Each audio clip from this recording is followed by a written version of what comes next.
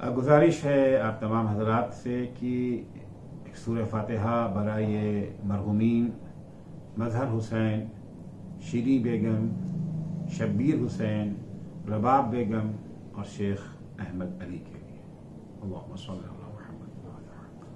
बिस्मिल्लाहिर रहमानिर रहीम। अल्हम्दुलिल्लाहि रब्बिल आलमीन अर्रहमानिर रहीम इय्याका नअबुदु व इय्याका नस्तईन इहदिnas siratal mustaqim siratal ladzina an'amta alayhim ghayril maghdubi alayhim waladdallin।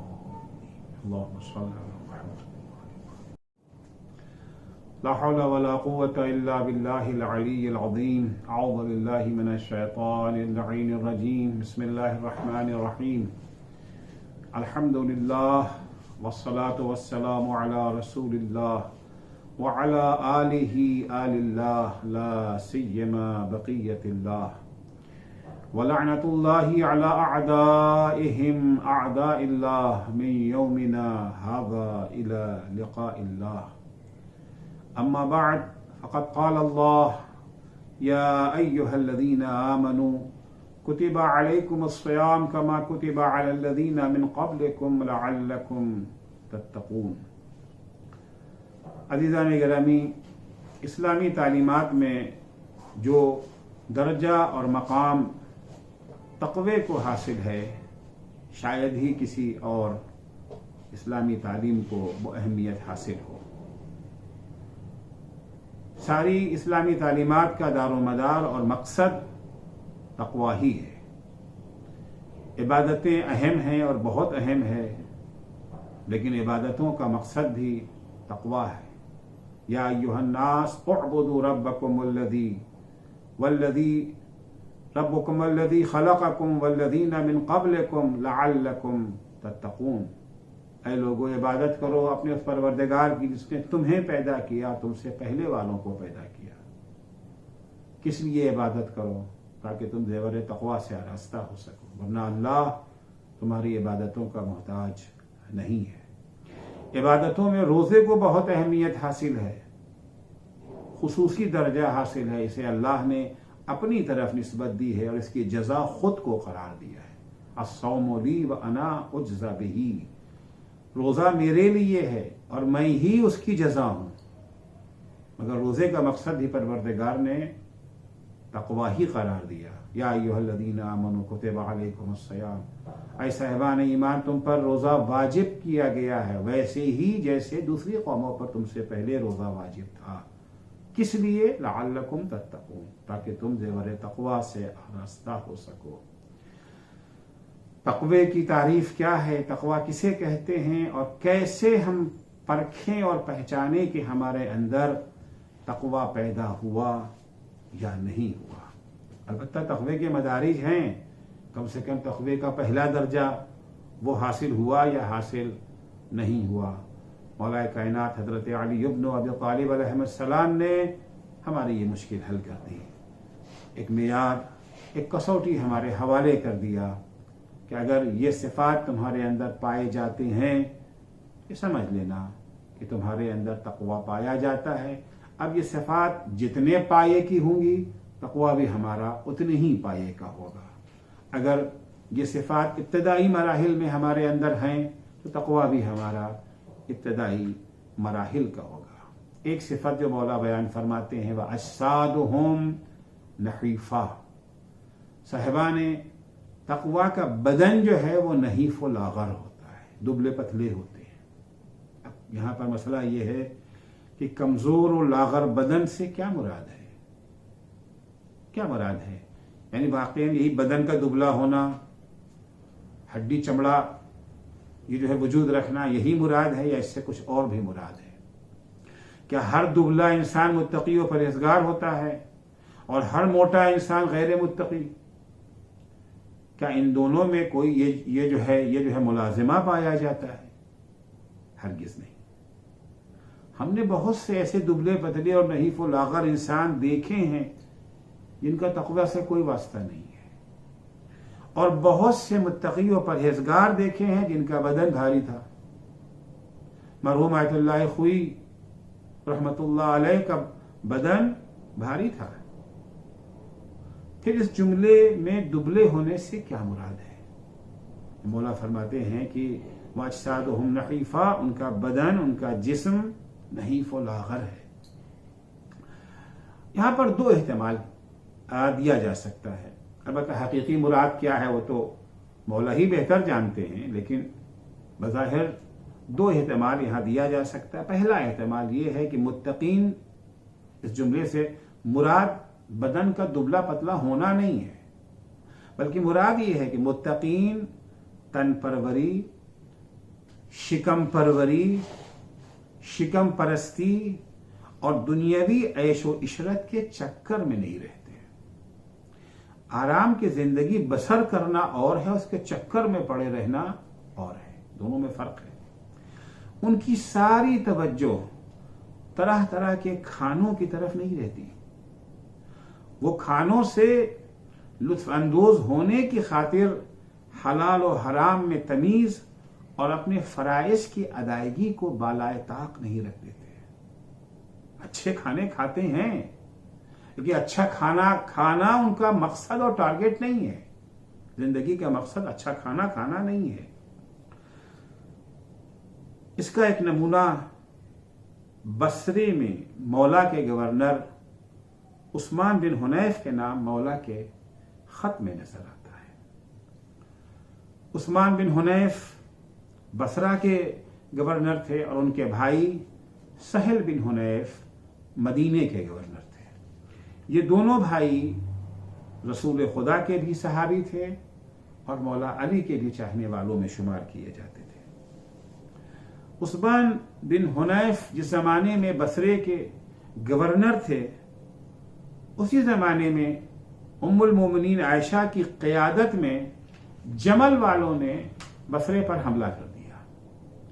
حملہ کر کے بیت المال کے ذمہ داروں کے ساتھ بہت سے لوگوں کو قتل کر دیا، بیت المال کو لوٹ لیا، اور عثمان بن حنیف جو مولا کے گورنر تھے، ان کے سر اور داڑھی کے بال نوچ کر انہیں شہر سے باہر نکال دیا۔ جب راستے میں حضرت سے ان کی ملاقات ہوئی تو ان کی یہ حالت دیکھ کر کے مولا کی آنکھوں میں آنسو آ گئے، مولا رونے لگے اور فرمایا تم بوڑھے گئے تھے اور جوان شکل میں واپس آئے ہو۔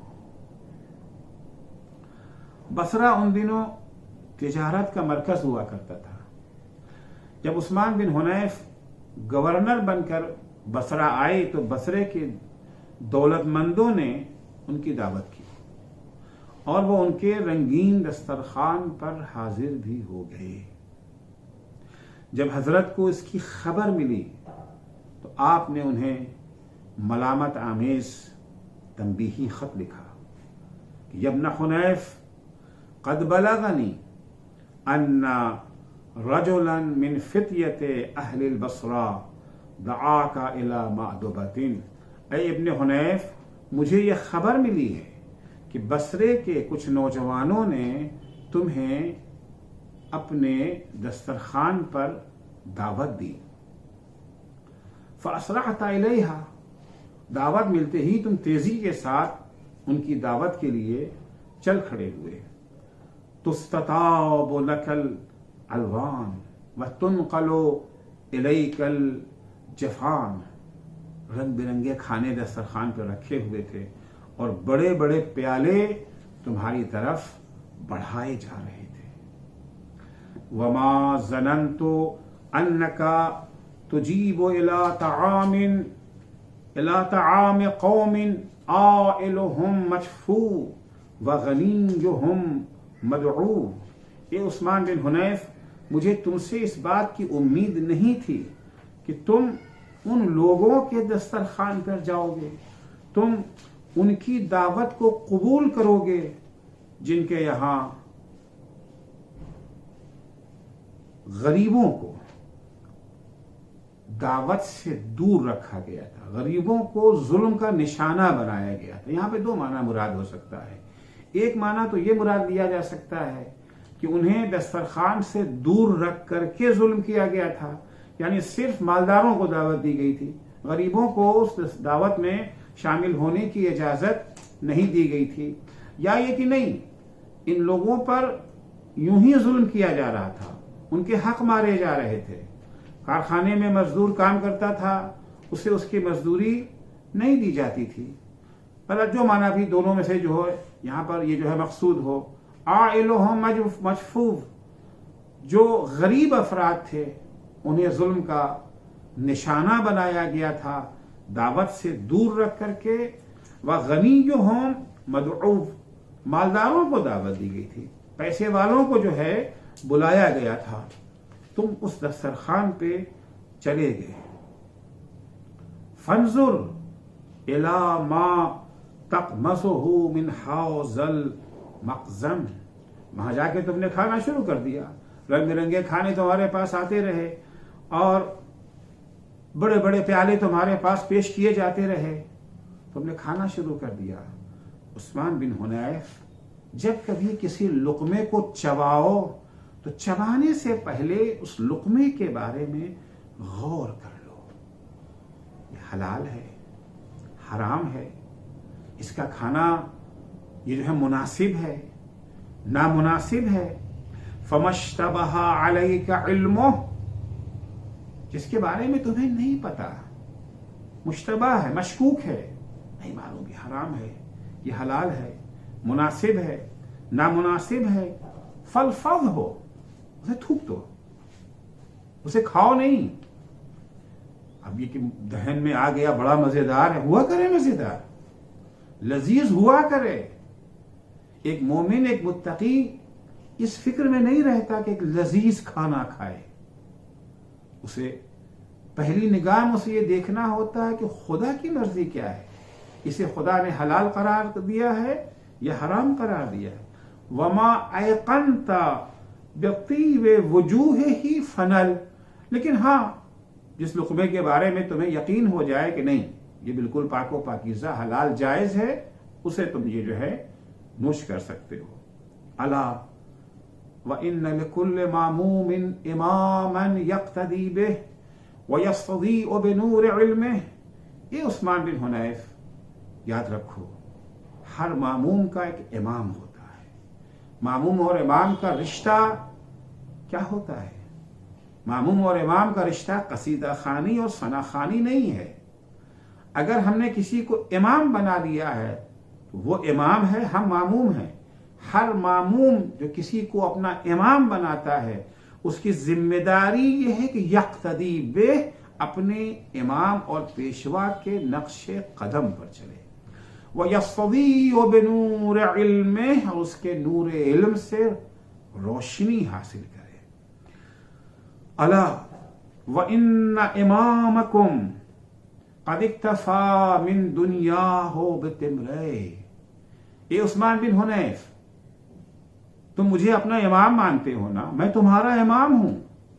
دیکھو تمہارے امام کی سیرت کیا ہے، تمہارے امام کا کردار کیا ہے جس کی تمہیں تعصی کرنا ہے، پیروی کرنا ہے، جس کے نقش قدم پہ چلنا ہے. الا وان امامکم قد اقتفى من دنیاہ بتمرے، تمہارے امام نے اس دنیا سے صرف 2 بوسیدہ کپڑے لیے، کچھ نہیں. ومن طعمہ بقرصے، اور اس دنیا کے کھانوں میں سے صرف اور صرف جو ہے وہ 2 روٹیاں لی ہیں، اس کے علاوہ تمہارے امام نے کچھ نہیں لیا. البتہ میں یہ جانتا ہوں کہ تم جو ہو ہماری تعصیب پورے طور سے نہیں کر سکتے ہو. ہمیں یہ معلوم ہے کہ تم پورے طور سے ہمارے نقش قدم پر نہیں چل سکتے، تم علی نہیں بن سکتے ہو، تم اپنی پوری زندگی 2 روٹیوں پر نہیں گزار سکتے ہو. یہ مجھے معلوم ہے کہ انکم لا تقدرون علی ذلک، ہماری طرح سے پوری زندگی 2 روٹی پر یہ جو ہے کاٹ دو، 2 بوسیدہ کپڑے اس دنیا سے لو، نہ گھر بنایا، نہ مکان بنایا، نہ زمین، نہ باغ، کچھ نہیں. کمایا، عرض کر چکا ہوں پہلے، کمایا بہت، بنایا نہیں کچھ اپنے لیے. الا وانکم لا تقدرون علی ذلک ولکن اعینونی بورع واجتہاد وعفت وسداد. کوشش تو کر سکتے ہو، قدم تو بڑھاؤ، کوشش تو کرو، چلو ہماری طرح سے تم دو کپڑوں پر اکتفا نہیں کر سکتے ہو، 2 جوڑے بھی نہیں، ایک ہی جوڑا تھا، 2 کپڑے البتہ اس میں یہ تھے، ایک دوش پہ ڈالتے تھے، ایک نیچے باندھتے تھے. تم اگر ایسا نہیں کر سکتے ہو تو کم سے کم تقوی سے تو کام لو، پاک دامنی سے تو ہمارا ساتھ دو، ہمارے لیے یہ جو ہے وہ سہارا بنو.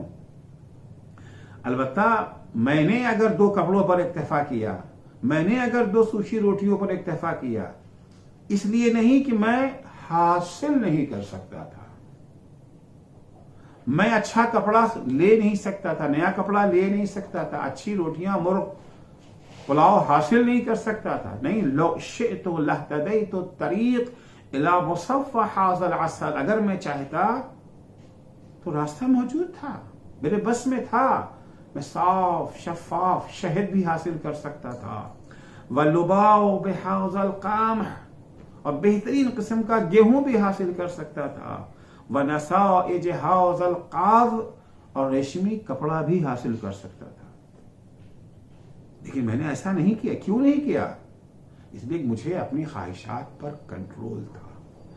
لیکن ہیہات ان یغلبنی ہوایا، میری خواہشات مجھ پہ غالب ہو جائیں، ایسا نہیں ہو سکتا. وَيَقُودُنِي جَشَعِي إِلَىٰ تَخَيُّرِ الْأَطْعِمَةِ، اور یہ حرص و طمع مجھے طرح طرح کے کھانوں کے انتخاب کی طرف لے جائے.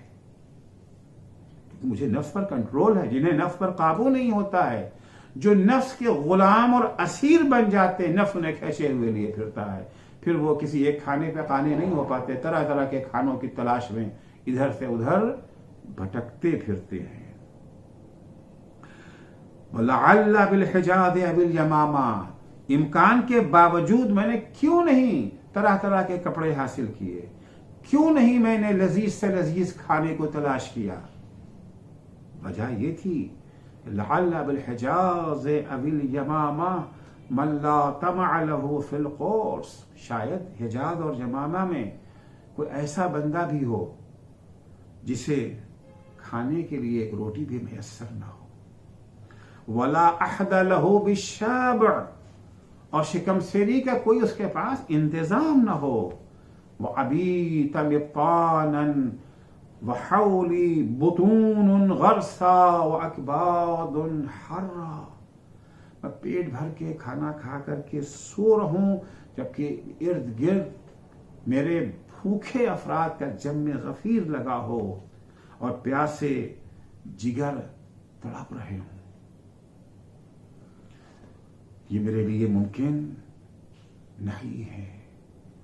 مولا کائنات فرماتے ہیں کہ فما خلقت لیشغلنی اکل الطیبات، اللہ نے ہمیں اس لیے نہیں پیدا کیا ہے کہ ہم جانوروں کی طرح سے جو اچھی چیز جو ہے دکھی اسے کھاتے رہیں. اکل الطیبات کالبہیمۃ المرابطہ حمها علفها او المراسلہ شغلها تقممها. اللہ نے مجھے جانور نہیں بنایا. جانور 2 طرح کے ہوتے ہیں. ایک جانور وہ ہوتے ہیں جو بدھے ہوئے ہوتے ہیں اپنے مالک کے ہاں قبیلے میں، اور ایک جانور وہ ہوتا ہے جو آزاد رہتا ہے، ٹہلتا رہتا ہے. وہ جانور جو قبیلے میں بندھا رہتا ہے، اس کی ساری فکر، سارا ہم غم یہی ہوتا ہے کہ کتنا زیادہ اسے چارہ ملے اور وہ کھا جائے. کل مقصد حیات اس کا کیا ہے؟ چارہ کھانا ہے. اور کچھ جانور وہ ہوتے ہیں جنہیں چھوڑ دیا جاتا ہے، آزاد رہتے ہیں. وہ جانور جو آزاد رہتے ہیں ان کا مقصد بھی ہم و غم کیا رہتا ہے؟ ادھر ادھر چرنا. ان کا بھی مقصد چرنا، ان کا بھی مقصد چرنا. یہ جو سامنے رکھا ہے اس کو جو ہے کھاتے رہتے، چرتے رہتے ہیں، اور وہ ٹہل ٹہل کر کے جو جہاں مل گیا تکرشو من آلافها، جہاں ان کو گھاس وغیرہ مل گئی کھانا شروع کر دیا، پیٹ بھرنا جو ہے وہ شروع کر دیا. اللہ نے ہمیں جانور نہیں بنایا ہے کہ ساری توجہ ہماری کھانے کی طرف ہو. تو مولا اگر فرماتے ہیں کہ اجسادہم نحیفہ، ان کے بدن نحیف و لاغر ہیں، یعنی وہ افراد اس چیز کے اسیر نہیں ہوتے، کھانے کے اسیر نہیں ہوتے کہ کھانا کتنا لذیذ ہے، کھانا کتنا مزیدار ہے، سارا ہم و غم پیٹ بھرنا ہو، یہ چیز ان کے ہاں نہیں پائی جاتی ہے۔ مولا اسی خطبے کے آخر میں فرماتے ہیں کہ فاتق اللہ یا ابن حنیف ولتکفف اقراصک، اے ابن حنیف اللہ کا خوف اختیار کرو، اللہ کا تقوی اختیار کرو، تمہارا پیٹ بھرنے کے لیے تو چند روٹیاں ہی کافی ہیں، قناعت سے کام لو، کھانے کے چکر میں نہ بھاگو، لیکون من النار خلاصک، تاکہ تمہیں جہنم سے نجات مل سکے۔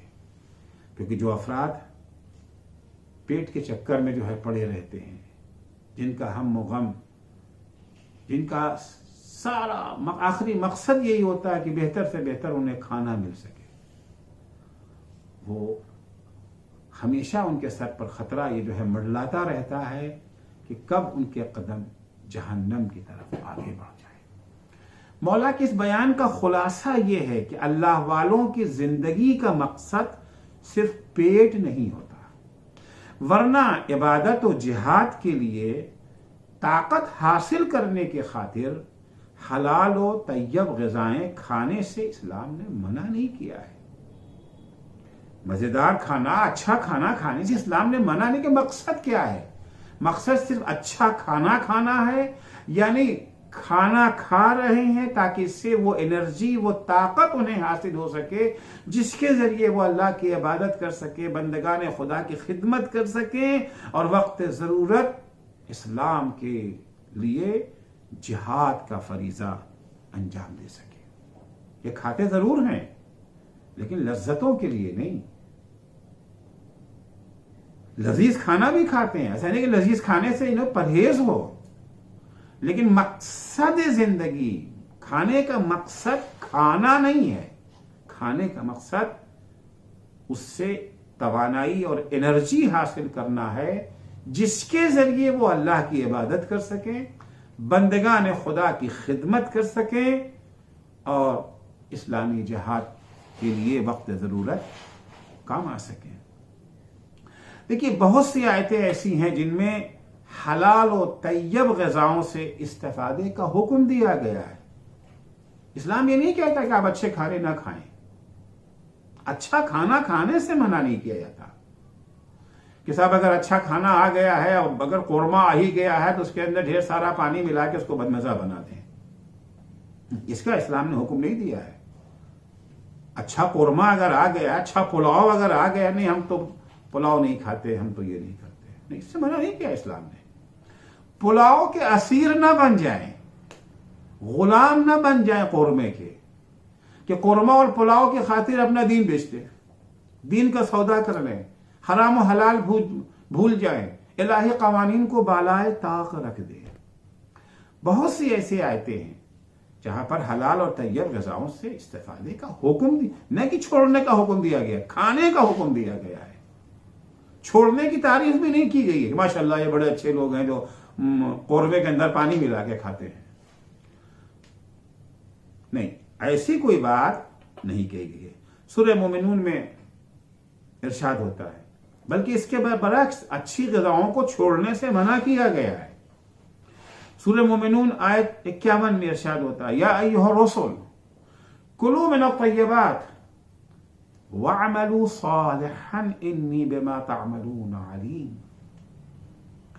پیغمبروں کو خطاب ہے، عام انسانوں کو بھی نہیں۔ پیغمبر ظاہر سے بات ہے تقوی کے آخری معراج پر فائز ہوتے ہیں۔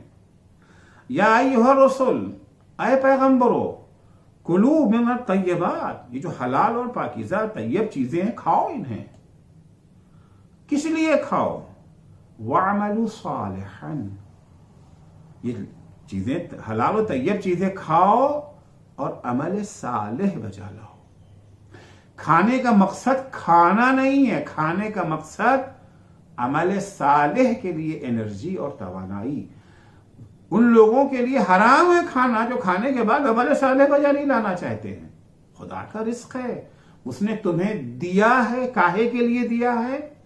عمل صالح بجا لانے کے لیے دیا ہے. انی بما تعملون علیم, جو بھی تم کام کرتے ہو مجھے پتا ہے کہ تم عمل صالح بجا لاؤ گے یا عمل سوء بجا لاؤ گے. اس آیت کا مقصد کھانے کا حکم ہے. مقصد آیت کیا کہنا چاہ رہی ہے؟ کھاؤ عمل صالح کی تیاری کے لیے, شکم پروری کے لیے نہیں. حلال و طیب غذاؤں سے استفادے کا حکم بھی دیا گیا ہے اسی آیت میں, اور عمل صالح کا تقاضا بھی کیا گیا ہے. تو قرآن حلال اور طیب غذاؤں کو کھانے سے منع نہیں کرتا ہے کہ آپ جو چیزیں اللہ نے حلال قرار دی ہیں, اگر قورمہ حلال ہے, اگر پلاؤ حلال ہے, اگر بریانی حلال ہے, اسی طریقے اور ساری غذائیں جو ہیں, میں کہاں تک ان کا نام لوں, اگر یہ سب حلال ہیں تو قرآن کہہ رہا ہے کھاؤ انہیں, کھانے سے منع نہیں کیا گیا ہے. لیکن زہد یہ نہیں ہے کہ نہ کھائیں انہیں, زہد یہ ہے کہ کھائیں مگر اس کے اسیر نہ بنے, اور کھا کر کے عمل صالح بجا لائیں. اسی طریقے سے سورہ اعراف کی آیت نمبر 32 میں ارشاد ہوتا ہے قل من حرم زینت اللہ التی اخرج لعبادہ, پیغمبر ان سے کہہ دیجیے کہ کس نے حرام قرار دے دیا ان زینتوں کو جنہیں اللہ نے اپنے بندوں کے لیے پیدا کیا ہے. والطیبات من الرزق, کس نے حرام قرار دے دیا ہے حلال و طیب رزق کو؟ اللہ نے اپنے بندوں کے لیے پیدا کیا ہے. قل ہی للذین آمنوا فی الحیات الدنیا خالصۃ یوم القیامہ, پیغمبر ان سے کہہ دیجئے یہ جتنی چیزیں اللہ نے پیدا کی ہیں, سارے کھانے وغیرہ, اب اسی کی تو عطا ہے نا, اسی کی تو دین ہے. یہ اللہ نے پیدا ہی کیا ہے صاحبان ایمان کے لیے. البتہ دنیا میں صاحبان ایمان کے ساتھ دوسرے بھی کھا لیتے ہیں ان کے توفیل میں, ان کے صدقے میں, لیکن قیامت کے دن یہ صرف اور صرف مومنوں کے لیے ہے. اچھا کھانا دنیا میں بھی, اچھا کھانا آخرت میں بھی ہے. دنیا میں سبھی کھا لیتے ہیں, آخرت میں صرف اور صرف مومنین کے لیے. اسلام اچھے کھانے سے منع نہیں کرتا, نہیں روکتا ہے. سورہ مائدہ کی آیت نمبر 87 میں ارشاد ہوتا ہے کہ یا ایھا الذین آمنوا لا تحرموا طیبات ما احل اللہ لکم, اے صاحبان ایمان جو طیب اور حلال غذائیں اللہ نے تمہارے لیے حلال قرار دی ہیں, جو طیب غذائیں, خبائث کو تو حرام قرار دیا ہے, طیب پاک و پاکیزہ غذاؤں کو اللہ نے حلال قرار دیا ہے. اب ان غذاؤں کو تم اپنے اوپر حرام مت کر لو. جسے اللہ نے حلال قرار دیا ہے تو کون ہوتے ہو اسے حرام قرار دینے والے؟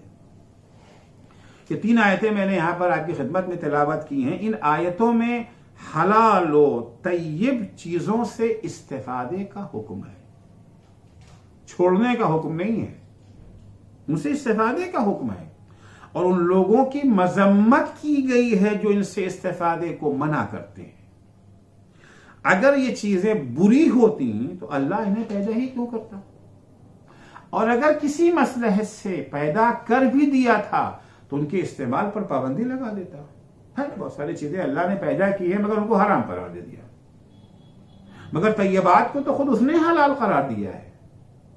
اگر طیبات کو پیدا کیا ہے اور اسے حرام نہیں قرار دیا, اس کا مطلب ہے کہ اس کے استعمال پر پابندی نہیں لگائی گئی ہے. عالم خلقت اور عالم شریعت میں کوئی تضاد نہیں ہے. سورہ اعراف آیت 22 میں اللہ تبارک و تعالیٰ اپنے پیغمبر کو حکم دے رہا ہے کہ مسلمانوں سے کہہ دیجئے کہ حلال و طیب چیزیں اللہ نے تمہارے ہی لیے پیدا کی ہیں. بے دین کافر تمہارے طفیل میں ان سے مزے لے رہے ہیں, اصل تو تمہارے لیے ہے. یہ سب چیزیں مومنوں کے لیے, یہ نعمتیں صرف مومنوں کے لیے ہیں. باغبان جب اپنے باغ کی سچائی کرتا ہے, کاہے کے لیے سچائی کرتا ہے؟ پھولوں تک پانی پہنچانے کے لیے. باغباں کا مقصد پھولوں کی سچائی ہے، کھر پتوار کی نہیں. جو گھاسیں وغیرہ یہ جو ہیں وہاں کو اگاتی ہیں، ان کی سچائی کے لیے باغباں سچائی نہیں کر رہا، پانی وہاں تک نہیں لے جا رہا ہے. پھولوں کے دوفیل میں ایک گھاسوں کو اور کھر پتوار کو بھی پانی مل جاتا ہے، غذا نصیب ہو جائے. کھاد دے رہا ہے پھول کے لیے، پھول والے پودے کے لیے، ضمن ان کو بھی کھاد مل جاتی ہے. اسی طریقے سے اللہ نے یہ ساری لذیذ غذائیں، طیب غذائیں پیدا کی ہیں مومنوں کے لیے، دوسرے بھی فائدہ اٹھا رہے ہیں. لیکن قیامت میں یہ نعمتیں صرف مومنوں کے لیے ہیں. وہاں صفیں جدا ہو جائیں گی، مکس نہیں ہے، ملے نہیں ہیں، صفیں جدا ہو جائیں گی. وہاں پھولوں کے ساتھ کھر پتوار ہوں گے ہی نہیں. یہاں تو سب مکس ہے، ملے ہوئے. بارش اب ہو رہی ہے تو کیا کیا جائے گا، سبھی ہیں. ہوا چل رہی ہے تو سبھی اس سے فائدہ اٹھا رہے ہیں. لیکن قیامت میں ایسا نہیں ہے. تو قرآن مجید کی ان آیتوں سے کیا کہاں تک پہنچے، کیا نتیجہ نکلا کہ اسلام نے طیب چیزوں سے، حلال چیزوں سے استفادے پر کوئی پابندی، کوئی رکاوٹ نہیں لگائی ہے. البتہ ہماری زندگی کے اخراجات دو قسم کے ہیں. کچھ وہ اخراجات ہیں جن کا تعلق ضروریات سے ہے، کچھ وہ اخراجات ہیں جن کا تعلق تجملات سے ہے. یہ جو ہے لگژریات کہہ لیجیے. کچھ کا تعلق تجملات سے ہے، کچھ کا تعلق ضروریات سے ہے. کچھ اخراجات ضروری ہیں جن کے بغیر زندگی کی گاڑی آگے نہیں بڑھ سکتی، اور کچھ کا تعلق زینت، آرائش اور تجملات سے ہے. خوب بدن ڈھانپنے کے لیے کپڑا ضروری ہے، لیکن ان کی کوالٹی کیسی ہو، سوتی ہو یا ریشمی، اچھے نقش و نگار والا کپڑا ہو یا سادہ. یقیناً نقش و نگار والے کپڑے، ریشمی کپڑوں سے بدن کی خوبصورتی میں اضافہ تو ہو جاتا ہے، بدن کی خوبصورتی میں اضافے کا باعث ہوتے ہیں. اس کا تعلق زینت اور تجملات سے ہے. خواتین کے لیے زیورات، ان کا تعلق بھی تجملات سے ہے، ضروریات سے نہیں ہے، تجملات سے ہے. اسلام نے جہاں ضروریات کے لیے اخراجات کی اجازت دی ہے، وہیں اس نے زینت اور تجملات کے لیے اخراجات کی بھی اجازت دی ہے. لیکن اس مرحلے میں بھی اسلام نے اعتدال سے کام لیا ہے. نہ ہر صورت میں اور ہر قسم کی زینت و تجملات کو حرام قرار دیا ہے، اور نہ ہر حال میں حلال و حرام اور قانون شریعت کی پرواہ کیے بغیر ہر قسم کی زینت و تجملات میں غرق ہونے کی اجازت دی ہے. کچھ حالات میں اجازت ہے، کچھ حالات میں پابندی ہے. اسلام نے خوبصورت کپڑے پہننے اور عطر وغیرہ کے استعمال پر پابندی نہیں لگائی ہے. امام حسن جب نماز کے لیے تیار ہوتے تھے تو بہترین کپڑا پہنتے تھے. جب کسی نے آپ سے سوال کر لیا تو آپ نے جواب میں فرمایا، ان اللہ جمیل یحب الجمال فاتجمل لربی. میرا پروردگار خوبصورت ہے، حسین ہے، اسے خوبصورتی، حسن و جمال پسند ہے. میں نے جو اچھا کپڑا پہن کر کے اپنے کو سجایا ہے تو میں نے لوگوں کو کے لیے نہیں سجایا ہے، اپنے کو اتجمل لربی، اپنے پروردگار کے لیے اپنے کو سجایا ہے. مقصد کیا ہے اس زینت سے، تجمل سے مقصد کیا ہے؟ مقابلہ کرنا ہے، کمپٹیشن کرنا ہے، دوسروں کو یہ جو ہے جلانا ہے، دوسروں کی غربت کا مذاق اڑانا ہے کہ بس میں ہم فلاں کپڑا پہن کے آئے ہیں اور تن کے بیٹھے ہوئے غرور و تکبر میں نمائش کرنا ہے اپنی دولت کی. یہ منع ہے اسلام میں، یہ جائز نہیں ہے. امام فرماتے ہیں میں نے اپنے جسم کو آراستہ کیا ہے، اچھا کپڑا پہنا ہے، کیونکہ میرے رب کو یہ پسند ہے، میں نے یہ اپنے رب کے لیے اپنے کو سجایا ہے۔ ایک روایت ہے کہ ایک صاحب تھے اپنے زمانے کے زاہد اور بہت ہی متقی پرہیزگار مشہور تھے عباد بن قصیر۔ امام جعفر صادق علیہ السلام کا زمانہ ہے۔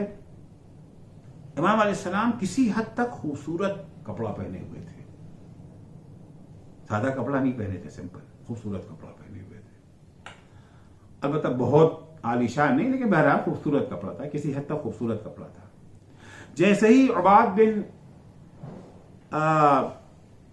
ان کی نگاہ پڑی ہے عباد بن قصیر کی، انہوں نے امام پر اعتراض کرتے ہوئے کہا، آپ کا تعلق خاندان نبوت سے ہے، آپ کے دادا حضرت علی سادہ اور معمولی کپڑا پہنتے تھے، آپ ایسا خوبصورت کپڑا کیوں پہنے ہوئے ہیں؟ کیا بہتر نہیں تھا کہ آپ اس سے کم قیمت کا سادہ کپڑا پہنتے؟ امام نے فرمایا، وائے ہو تجھ پر، من حرم زینت اللہ التی اخرج لعبادہ والطیبات من الرزق، قرآن کی آیت پڑھ دی، کس نے حرام قرار دیا ہے ان زینتوں کو، ان خوبصورتیوں کو، اس جمال کو جسے اللہ نے پیدا کیا اپنے بندوں کے لیے، اللہ نے پیدا کیا ہے، حرام کس نے قرار دے دیا؟ البتہ مولا کی سیرت میں اور ان کی سیرت میں فرق کیوں ہے وہ ابھی عرض کروں گا انشاءاللہ۔ تو زینت، تجملات، خوبصورتی، اپنے بدن میں حسن میں اضافہ کرنا منع نہیں ہے اسلام نے اسے حرام نہیں قرار دیا ہے، لیکن زینت و تجملات کے مسئلے میں خیال رہے کہ افراط کا شکار نہ ہو۔ زینت اور تجملات کو عزت و شخصیت کا معیار قرار نہ دیا جائے، فلاں کا کپڑا سادہ ہے تو اس کی توہین ہو رہی ہے، فلاں صاحب کا کپڑا بہت اچھا ہے تو انہیں عزت دی جا رہی ہے۔ کپڑا دیکھ کر کے لوگوں کو عزت نہ دی جائے، کپڑوں کو معیار نہ بنایا جائے، زیورات کو معیار نہ بنایا جائے۔ معیار فضیلت وہی رہے گا، تقویٰ رہے گا۔ ہر حال اور ہر وقت پر اسے اپنی زندگی میں شامل کرنے کی کوشش نہ کریں کہ حالات کیسے بھی ہوں، زمانہ کیسے بھی ہو، نہیں، ہمارے تو اس میں کوئی کمی نہیں آ سکتی ہے، ہمارے اخراجات میں کمی نہیں آ سکتی ہے، ہم جو بہترین کپڑا پہنتے ہیں تو وہی پہنیں گے چاہے حالات کچھ بھی ہو جائے۔ یہ چیز غلط ہے۔ ہمارے سماج میں اکثر لوگ اس افراط کا شکار ہو جاتے ہیں اور پھر تجملات کا کمپٹیشن شروع ہو جاتا ہے اور اسراف میں مبتلا ہو جاتے ہیں۔ اسی لیے قرآن مجید نے زینت و تجملات کا اسلامی حکم بیان کرنے کے فوراً بعد اسراف اور حد سے آگے بڑھ جانے کے سلسلے میں وارننگ دی ہے۔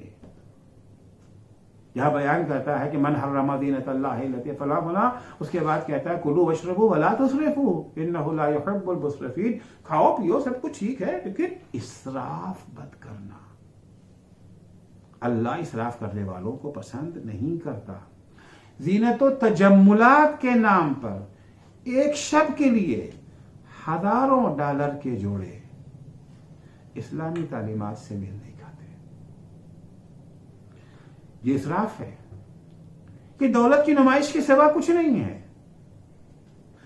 نہ اس ہزاروں ڈالر سے خوبصورتی میں اضافہ ہو جاتا ہے، نہ بدن کو کوئی فائدہ پہنچتا ہے، نہ روح کو کوئی فائدہ پہنچتا ہے، نہ جسم کو کوئی فائدہ، سوائے دولت کی نمائش،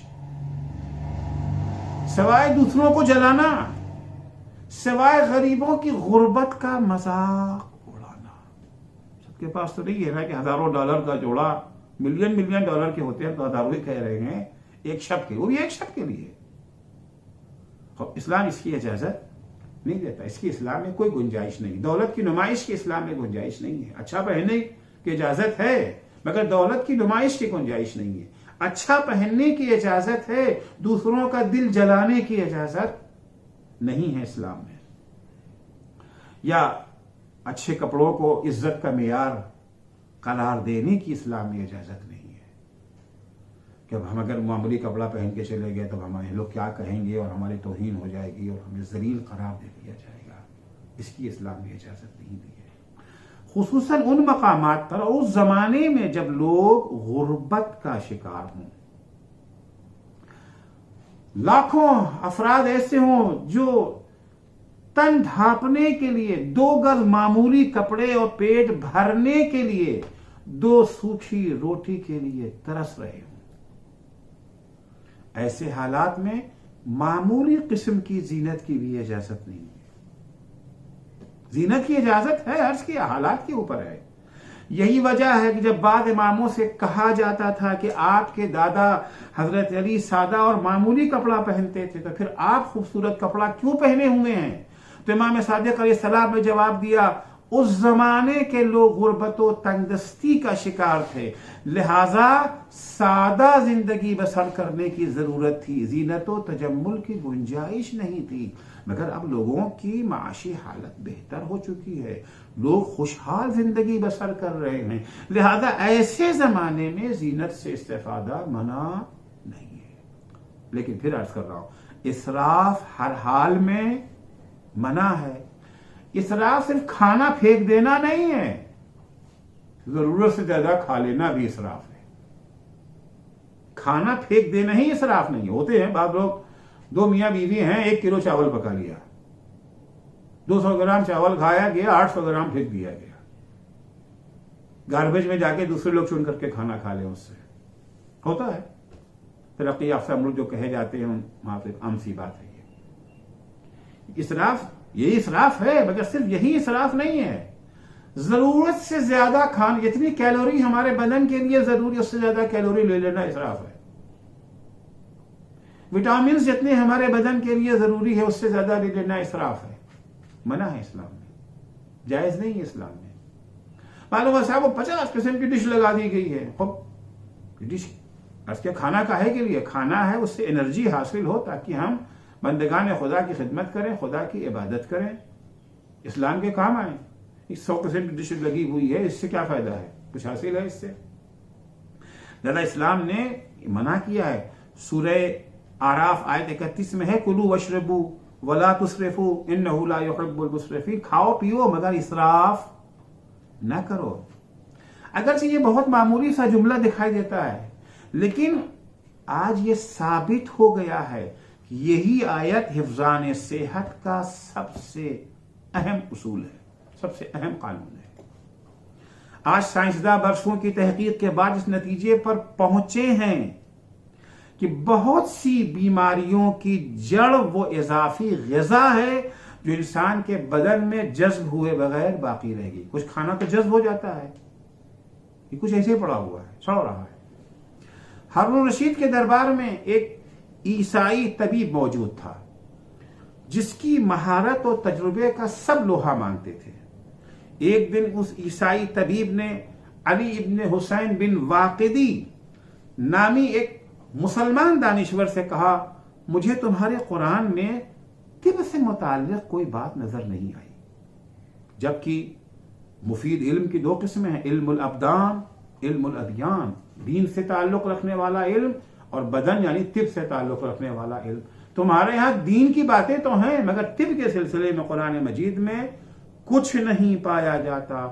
مسلم دانشور نے جواب دیا، اللہ جل شانوں نے سارا علم طب اپنی کتاب کی آدھی آیت میں بیان کر دیا ہے. کلوا واشربوا ولا تسرفوا، یہ آدھی آیت ہے، پوری آیت نہیں ہے. اور رسول اکرم صلی اللہ علیہ وآلہ وسلم نے بھی طب کا سبق دے دیا ہے. فرماتے ہیں المعدۃ بیت الادواء والحمیۃ رأس کل دواء.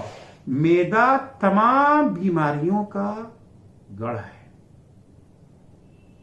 اور پرہیز تمام دواؤں کی بنیاد ہے، سرچشمہ ہے.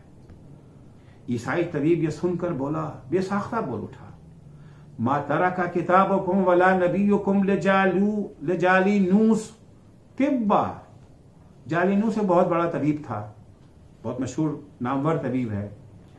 کہتا ہے کہ تمہاری کتاب قرآن نے اور تمہارے نبی نے جالینوس کے لیے تو اب طب کے میدان میں کچھ چھوڑا ہی نہیں ہے. ایسی کوئی چیز نہیں رہ گئی ہے جو جالینوس بیان کرے گا. تمہارے نبی کی یہ حدیث اور تمہارے قرآن کی یہ آدھی آیت سب کے لیے کافی ہے۔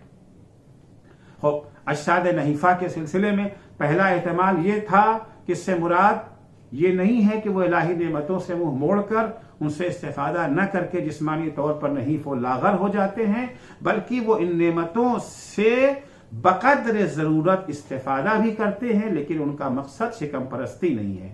وہ صرف جسم کو پروان چڑھانے کے لیے نعمتوں سے استفادہ نہیں کرتے، بلکہ جسم کو پروان چڑھانے کا مقصد روح کو پروان چڑھانا ہے۔ وہ جسم کو روح کی سواری سمجھتے ہیں۔ امیر المومنین نبی ابن ابی طالب علیہ السلام جناب ابو ذر غفاری کو یاد کر کے ارشاد فرماتے ہیں، کان لی فیما مضی اخ فی اللہ، گزرے ہوئے زمانے میں میرا ایک دینی بھائی تھا، وکان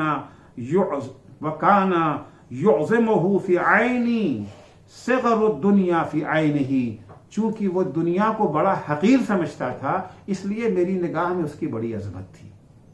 وَكَانَ خَارِجًا مِنْ سُلْطَانِ بَطْنِهِ، میرا وہ بھائی اس نے اپنے کو پیٹ کی غلامی سے آزادی دلا دی تھی۔